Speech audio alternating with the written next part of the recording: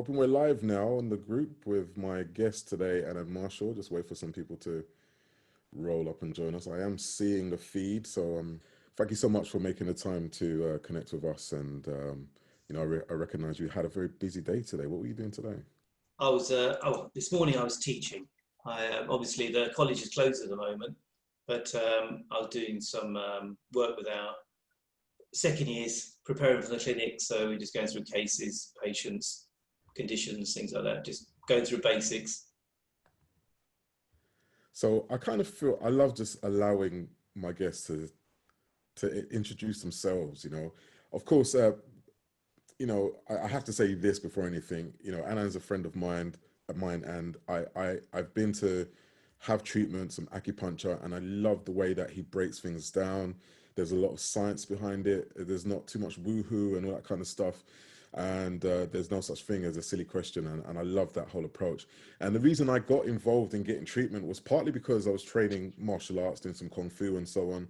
And also did some of that. And that's how we connected all those years ago. But there was a time I tore the cartilage in my knee, and it was horrible. It was horrendous. And I found it was amazing for just getting rid of the inflammation and easing some of the pain. So there were a ton of questions. I'm just going to hand over to you. Introduce, please, who you are, what you're doing, and then we'll allow people from the group also to ask you some questions. Okay, fine. What can I say? My name is Anand Marshall. I qualified as a Chinese acupuncturist in 1998.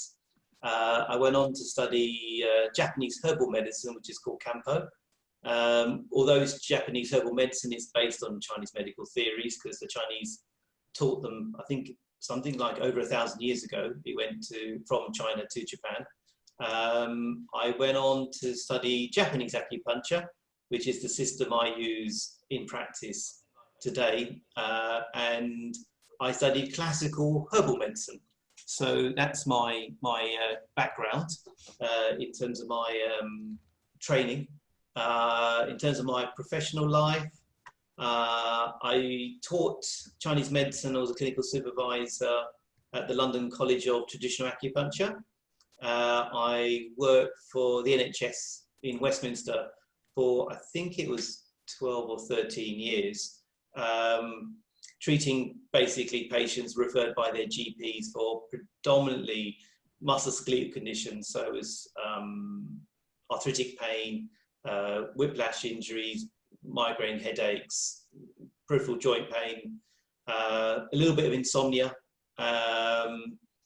And then I currently lecture at the City College of Acupuncture in Old Street, where I'm also a clinical supervisor.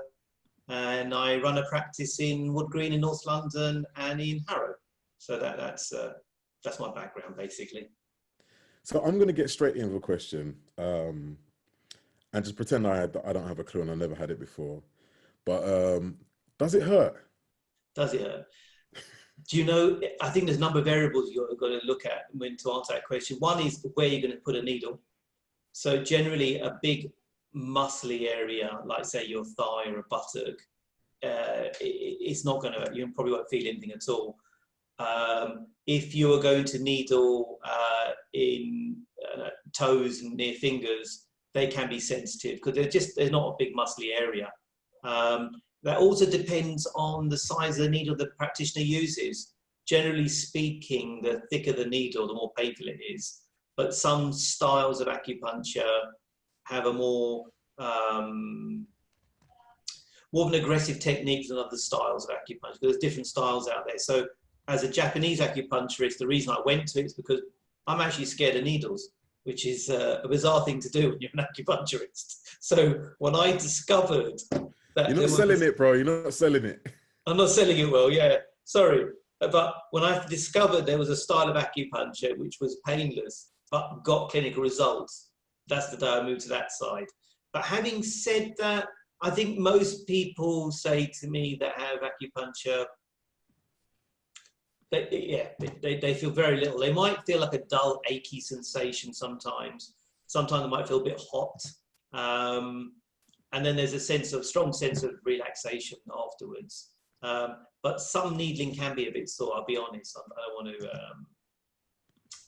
but you always discuss it with your therapist when you see them, if you're nervous or you're sensitive, and talk to the person. So they will hopefully adjust their technique accordingly. And so, when was the first time you actually had acupuncture yourself?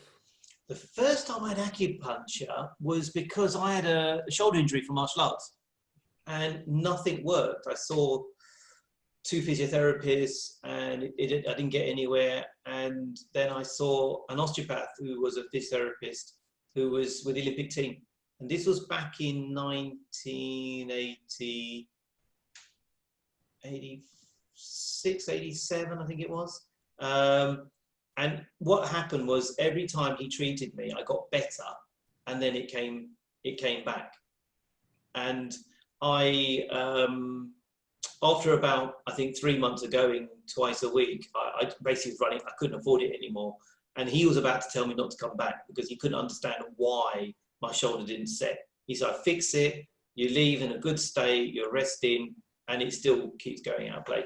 He didn't know what else to do. So he told me to go and see someone who was near him, who was an acupuncturist. And he said, look, I don't know what she does.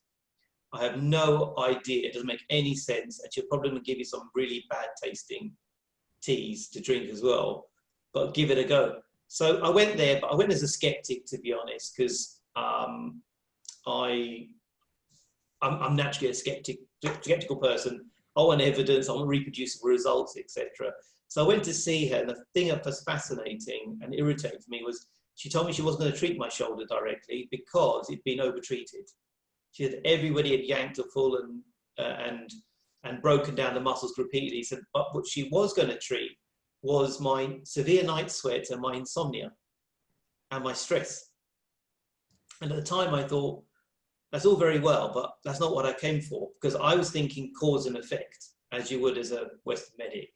I wasn't thinking of the Chinese idea of a pattern of a disease. That's how they think. She gave me these teas to brew up, which were absolutely disgusting and annoyed my flatmates. But I had the best night's sleep, and my night sweats stopped. I was less irritable because I was sleeping. I was calmer, and within a month, my shoulder pain had gone. So there are a few things I feel we need to sort of go back over. Sure. Starting with the pain, and Yeah. Rhonda has asked, so how long will I experience soreness after acupuncture? How long you feel soreness? Sometimes it could be seconds, and sometimes it could last longer. It depends on what angle the needle went in, how heavily they're going to stimulate. So usually the stronger techniques are used for severe pain. So if you had someone, say, a slip disc, and you needed to release the paraspinal muscles, you'd need to go in fairly deep and stimulate. Now, I stimulate with heat and electrostimulation, but some people are a bit more old school than me and use their hand to keep thrusting. So that will could cause probably secondary bruising, which that's the sort of pain. It's like having a very strong massage sometimes, remedial massage. You'll end up with more pain because of the treatment itself has caused minor superficial, maybe bruising or something like that. So some of this, or a lot of it is probably down to the individual. Yeah. And the whole perception and how they deal with pain. Sure. There is that, but also it could be down to the technique of the therapist, you see. There's different lineages out there, and some use maybe stronger techniques than others. I think there are Western medical acupuncturists who use quite thick needles, and I think those techniques would be fairly sore. So I think it's techniques favoured by possibly people that are physical therapists, osteos, physios, chiros, who might use that technique. I think they call it intramuscular stimulation. That can be quite powerful. Because we had somebody ask a question about being stuck with a needle into the heel and how that was extremely excruciatingly painful. Yeah. Apart from the obvious, why would why would someone be putting a needle there? And could you talk to us a bit about the science of how the needles are actually making a difference? Okay. What they're actually doing? Without knowing what they went for, it'd be hard for me to know why they put a needle there. Okay. But I'd imagine that person went for, as a condition called plantar fasciitis, which is heel pain, basically. It's And not clear, I know but some people needle into the heel. I personally don't use that technique, but that's used by some people for treating inflammation in that area. But I find the heel, the skin in the heel is quite thick, right. and I think I always try and treat the cause, not the symptom. So I personally believe that you need to find where the muscle's contracted and pulling on that tendon attached to the foot. That could be on the inside of the ankle or the outside of the ankle or further up in the calf. And so what is connected to, so what's it actually doing? What are these needles that we're... What is it? Okay, from a musculoskeletal point of view, the key to treating any kind of musculoskeletal condition is increased blood circulation. So what we know happens when you put a needle into, say you've got a muscle that's really tight. Now, usually if you see a physical therapist, they would get their elbow, their knuckle or their thumb and try and break it down to increase blood flow to that area and get the muscles to, because muscle fibers come in millions of like pieces of string, and they get short, dehydrated, and contract, and they start sticking together. And that could be due to either overuse or underuse, as well as maybe other lifestyle problems that causes that. So to rectify is to increase blood flow there for either of those conditions. So what happens with the needle though, because skin comes in layers, is that if you always, like when I talk to my students, I always say to them, feel what's the end of your needle. So when you put the needle in, you should hopefully go into the heart of that muscle. Now what happens is that the body goes to shock because something's invaded the body, which is the needle. And what the body's response is to flood that area where the needle is with blood. Because that's how it investigates. It's through blood that messages are sent, electrical impulses, etc., back to the brain. Then your body says, okay, do I start sending white blood cell count in? Do I start healing straight away? Whatever. But the main thing is, where the needle goes, is the blood flow goes. And that basically allows that muscle to rehydrate and it starts to release. So that takes pressure off the nerve and therefore stops pain.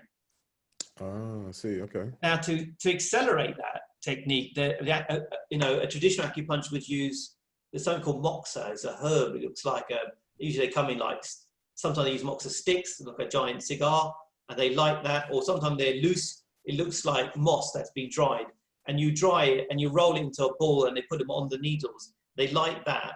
The heat from that will conduct down the needle, and if the needle's in the right place, what happens is that where the needle is and the heat goes, more blood goes there to take the heat away.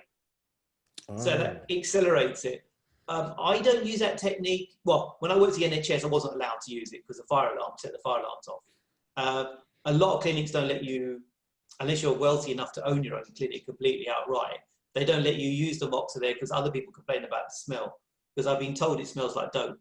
So you don't really want that in a clinic. So I use electrostimulation actually a lot. So that charge that goes through the needle causes the muscle to expand and contract at a very fast rate. And that actually accelerates the circulation of blood.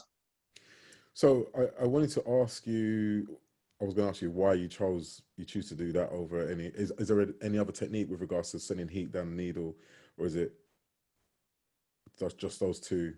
I think they're the only two techniques really that I know of. I mean, you can, not so much sending heat, well, you can stimulate, there's three ways. You can probably manually stimulate. That means you're constantly thrusting, which I think is very painful, so I don't do that.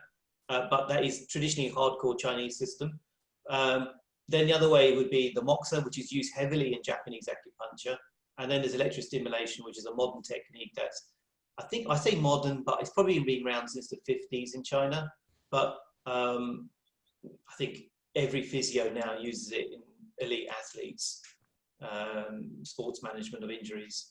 I think that most English football teams have some guy in there that does that because it's so effective as an anesthetic and accelerates healing.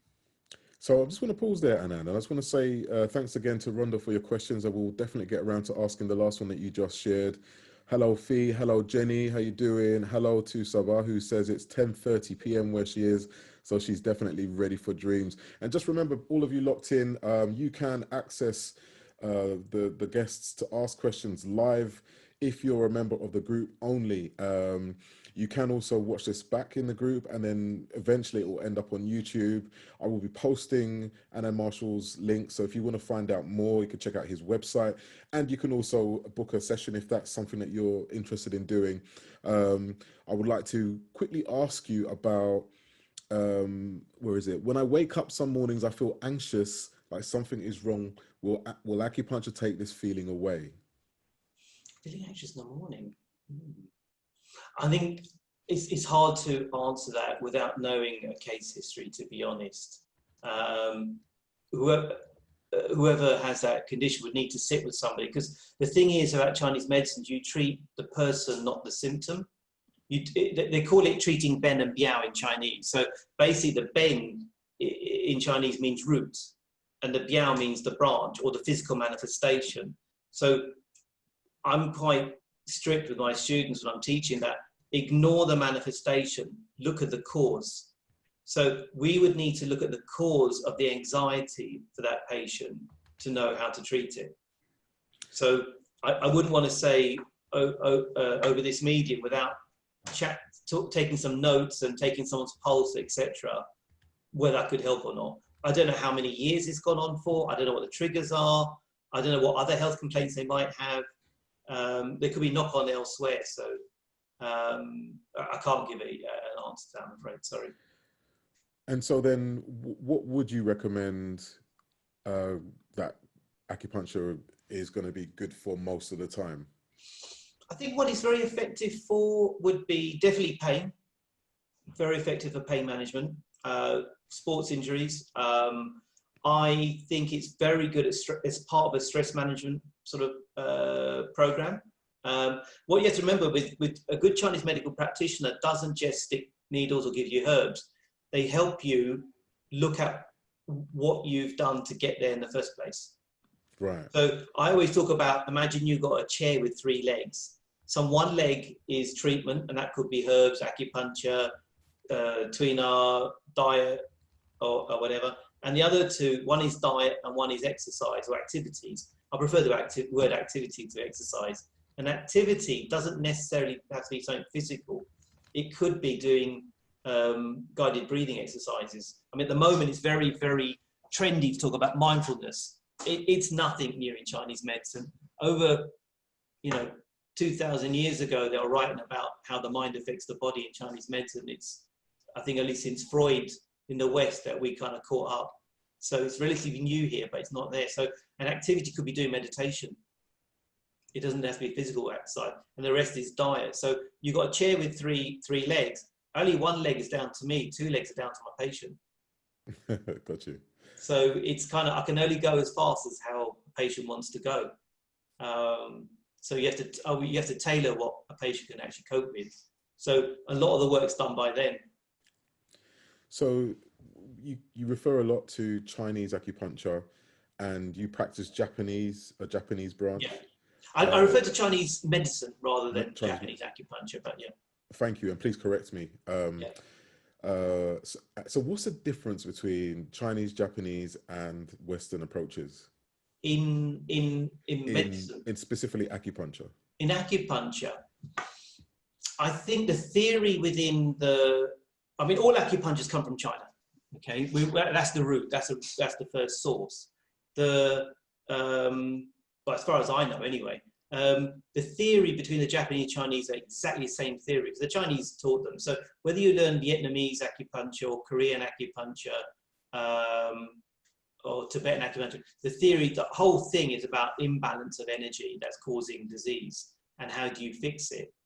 What they differ is the techniques used. So if I had to say what is unique within Japanese acupuncture, and there's loads of lineages out there, there's not just one system out there, is one, they use the abdomen to diagnose from a lot, so they'll use that as a diagnostic tool. And the second thing is they use some schools use don't even insert needle, they just touch needles on various parts of the body, but they tend to be what I call superficial needling. So it'd be literally 2 millimeters in the body. And that's the system that I use, touch needling. The Chinese would use much thicker needles than us, basically, and then use far more aggressive techniques, what I would consider a more stronger technique than I would use. But Western medical acupuncture, they have a different modality of understanding disease. So they might think just cause and effect. So if they call it trigger points. So say you had restriction in your neck, where instead of using their elbow or their hand to work on your trapezium that might be tight, they put a needle in there to release that area. So what we would consider to be the last thing you do, for them, that would be the only thing you do. Interesting. From West. So they treat, so they look at the body just in terms of biomechanics, like a pulley, I'm guessing. Whereas we would look at them holistically. We would look at how does the mind affect, how does your digestive affect, how does your menstrual cycle affect, how does your emotions affect? Because Chinese medicine is a holistic medicine. It's not just treating one thing on its own, sort of in isolation. I believe everything connects to each other. Yeah. So Anand, I just want to say hello to Sahar Houti, who's just joined us. Amanda Rosenberg, how you doing?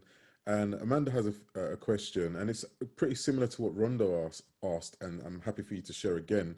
Just how acupuncture helps, or can it help with feelings of indecisiveness, or feeling a bit lost, or lack of focus, and so on?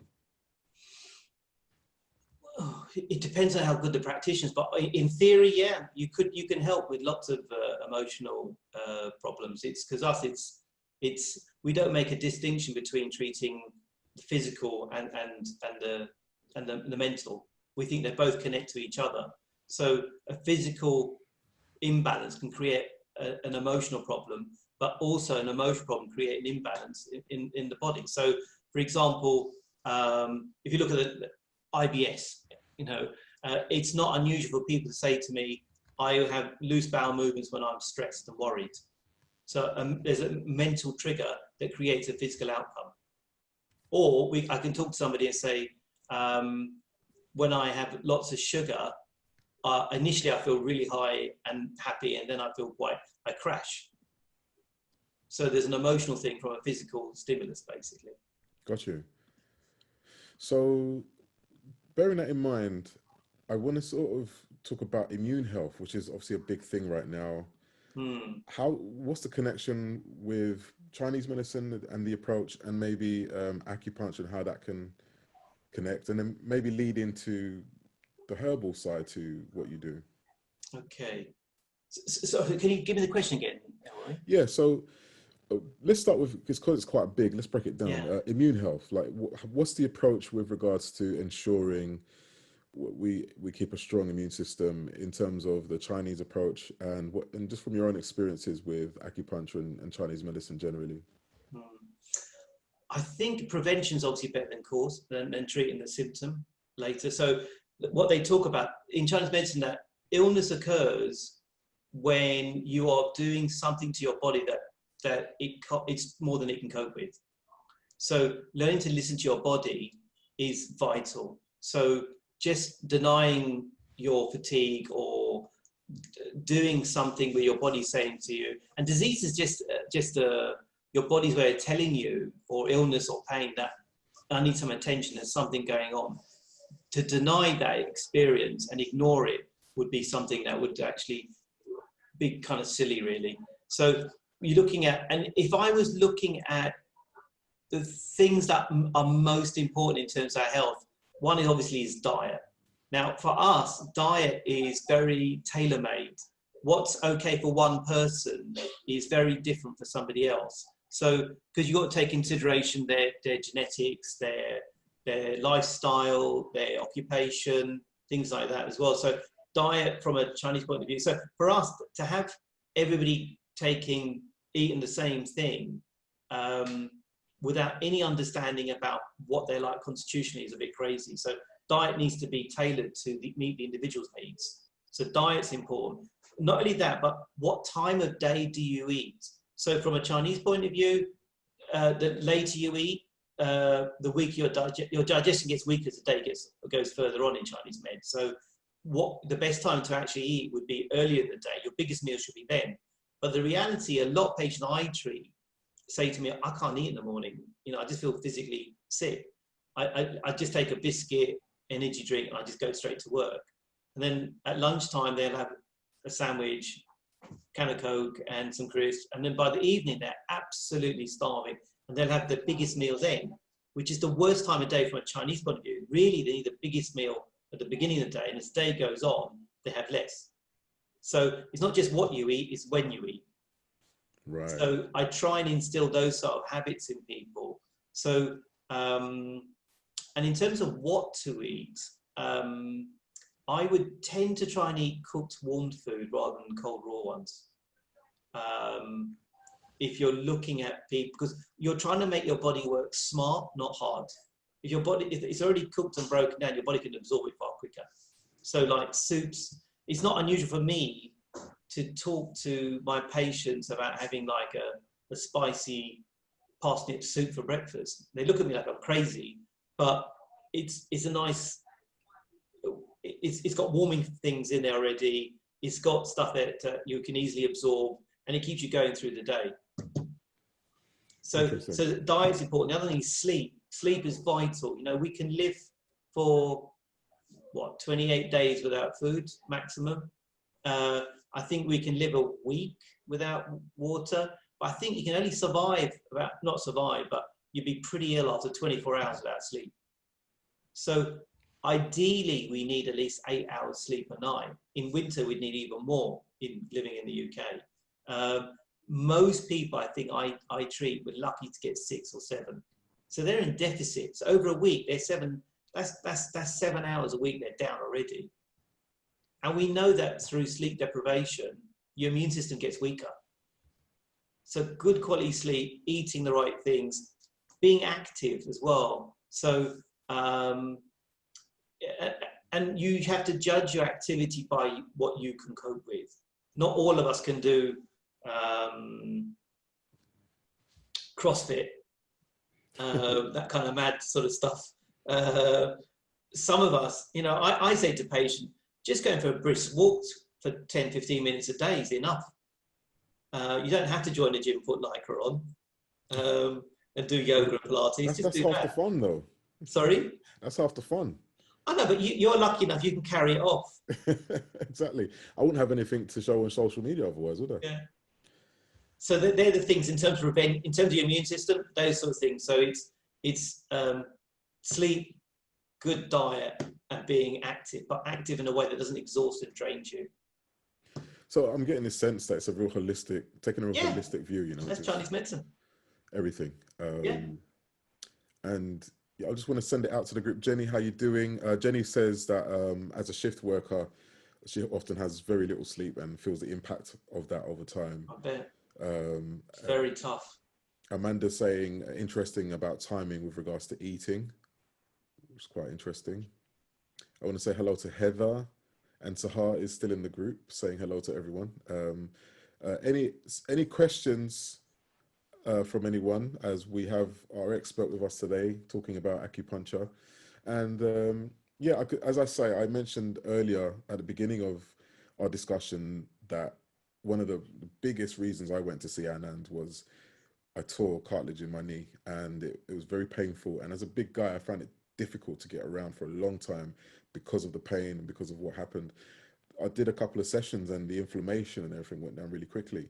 And I just wanted to talk again, I know you've covered it, but for those that have just joined us, about what may have been happening to assist with reducing the inflammation in my particular situation, potentially, and generally when we look at ailments like that for sports injuries and so on. So what happened in the treatment with you? What's happening with regards to the inflammation? How is the acupuncture helping with reducing the inflammation? I think you've got two things you're doing. One, you deal with the immediate symptom, which you're trying to increase blood flow to that area. So it's not just bringing blood in, but also blood out. So you don't want like a thrombosis forming there, or a hematoma of some sort. You want that out of the body, broken down and away from there. You want fresh blood with lots of oxygen going there. So that's the first thing you do. The other thing also, when I'm working with a lot, particularly sports injury guys, I use a lot of herbs with those guys, because they're training so hard, they become because they're sweating heavily. So they're losing lots of body fluids. Now, people think, oh, I'll just drink some water and put it back. It's far more complicated than just drinking water. Your body fluids are unique to you as an individual in terms of your pH level, your chemistry of your body. So your body has to put a lot of effort into producing this stuff. So it's about, again, good eating habits. And in extreme cases, I use herbs with those guys to repair quickly. So it could be herbs either to increase red blood cell count, or herbs to increase or improve blood flow. In some cases, I might give herbs like something as basic as licorice. Licorice is actually a steroid. So if I want to get quick results for an athlete that's torn muscles, licorice is one of the herbs I use in their formulas. And licorice is used in nearly all the Chinese formulas, actually, because not only does it act as what they call it tonification, repairing tissues, I suppose, they also see it as a buffer. So if you have any other herbs in there that might be toxic, the licorice will protect you from the toxicity of the other herbs. Oh, that's really interesting. So now we're moving into this area of herbalism and so on. And growing up for me, it was massive to have herbal teas and so on in the morning on a regular basis. Right. If we had a cold or tummy upset, there'd be certain herbs that we would take at home, fennel and peppermint, and ginger was often on the pot boiling and all that kind of stuff. What would you say about herbs and the role in healing and just being just being healthy? Okay. I think one of the things that my Japanese herbal teacher said to me was, the first pharmacy is the kitchen. Get things right in the kitchen. You don't need to take herbs as an idea. You know, obviously, if somebody had bronchitis or pneumonia, I know I'm not going to be telling them to take cinnamon or ginger. I'll be prescribing stuff pretty quickly if they're not on antibiotics already, or if they're not responding to antibiotics even. So when we talk about herbs in Chinese medicine, a lot of the frontline herbs are quite boring. You know, they're not anything exotic. You know, it's cinnamon, it's dry ginger, it's fresh ginger, it's licorice, certain mushrooms, things like that. You would find a lot of these herbs on the shelf of a lot of Chinese homes. What they do is how you combine them together. So I always think, okay, when it's winter, I have a lot of my elderly patients that I treat that are Asian, rather than wait for them to get a cough and cold or possibly get the flu, but they all know, because I nag them about it.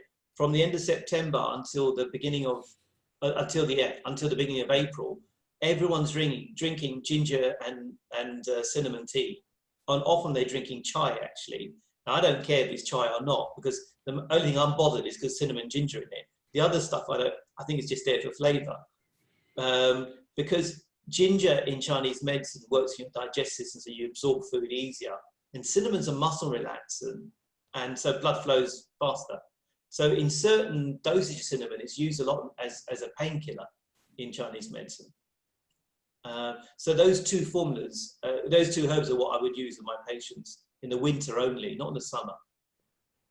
Brilliant. And so someone's just asked, is acupuncture effective where there is diagnosed neuropathy? Am I pronouncing that right? Yeah, it can. So are they talking about diabetic neuropathy? What type of neuropathy? Amanda, if you have time, please let us know what type of neuropathy you were talking about.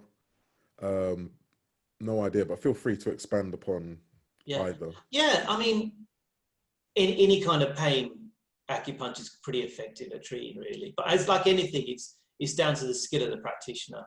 You know, some people because there's some things in acupuncture I don't treat because my success rate is really bad, so I stay away from them purposely. So But there's some guys who are really good at something. So if someone phones me and they discuss something on the phone, I'll tell them fairly quickly if I don't think they should see me and see somebody else. So for example, in 22 years of working, I've had no success at all with helping people with addiction. So for that reason, when they phone and say, look, I just tell them to save their money and look for somebody else, but don't come to me.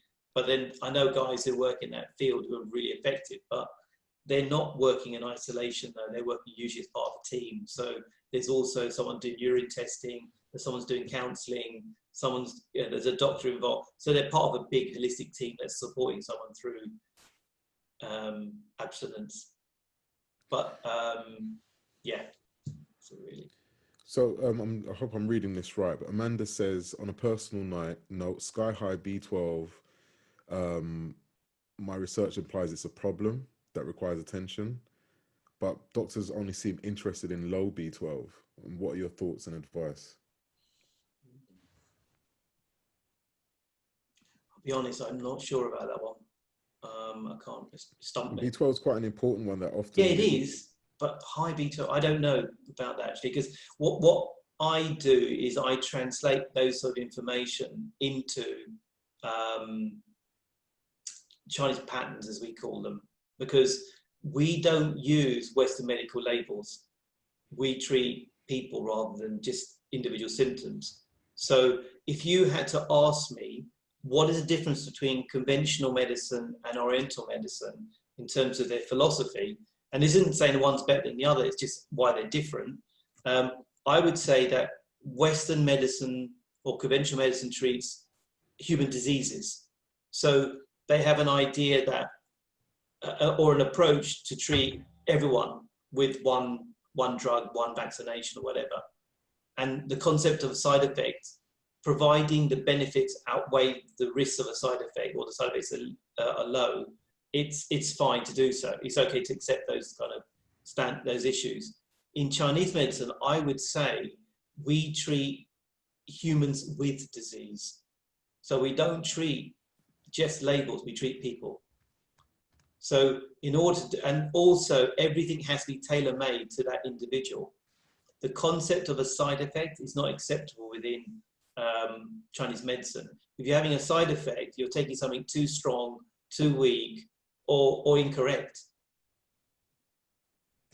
So the question of what I do with high B12, to me, it's not a question that really translates into Chinese medicine. I need to know what symptoms she has. Sure, and of course, a lot of the questions that are being asked here, we're all aware that it will take, a consultation or something.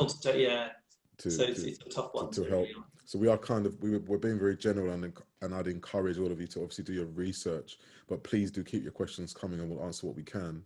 There was a question from Jenny asking your thoughts on dry needling.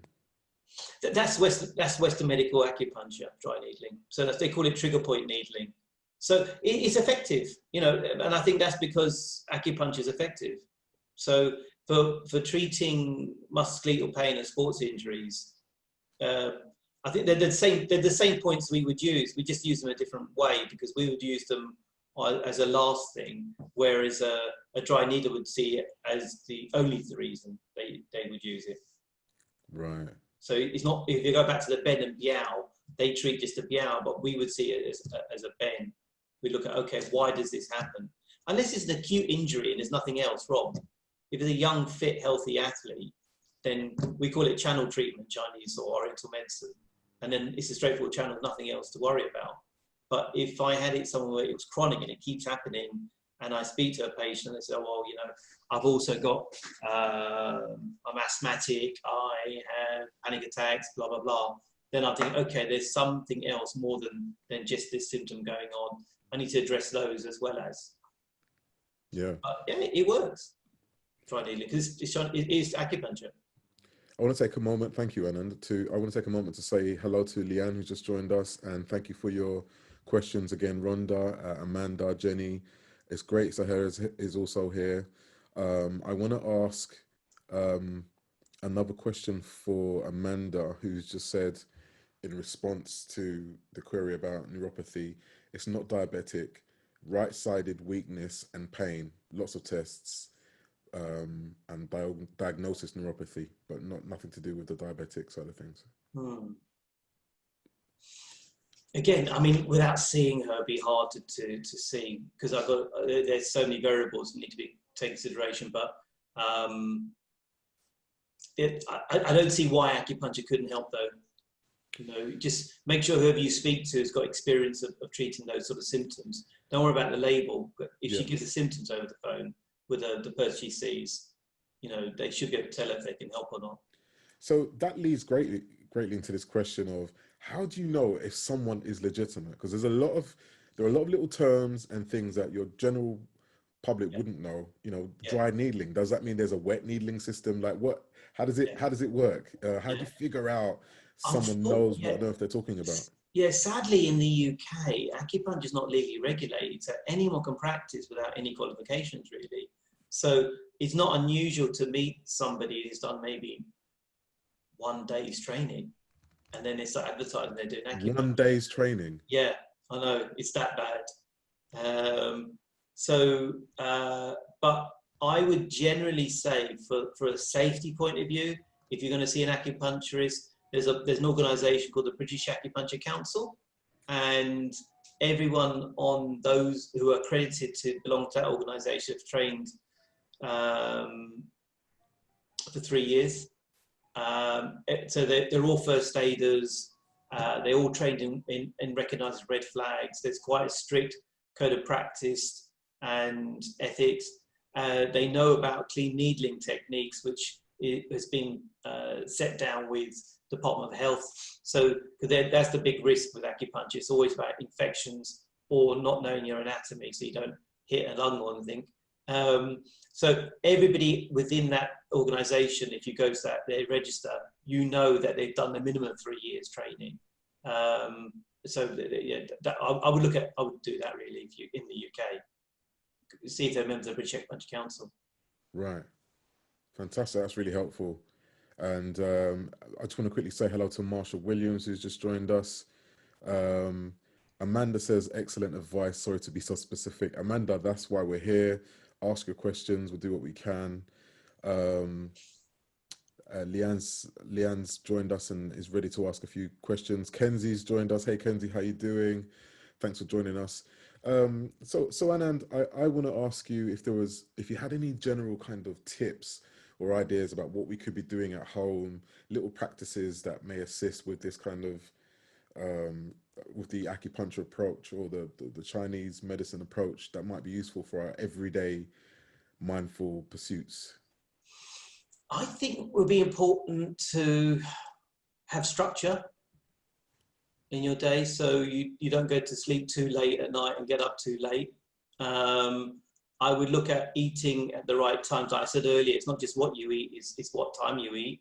So try not to have, I mean, I think it's quite easy in this current situation to sit all night and eat in front of the television. Not a good idea.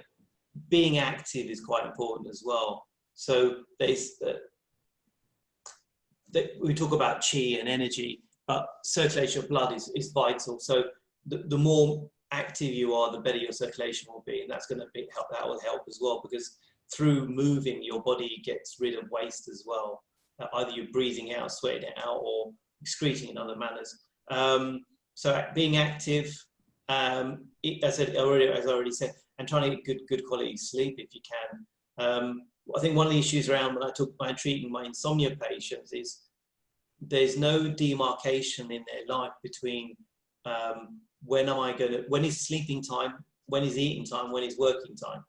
So I have some patients who sit in bed surfing on the internet and eating as well, and then they're wondering why they can't sleep, because their mind is so overstimulated, there's no break.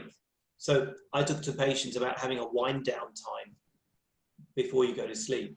So I might do some mental visualization exercise with them, some standing qigong work, things like that, to build in those sort of good habits. But and unplugging that phone.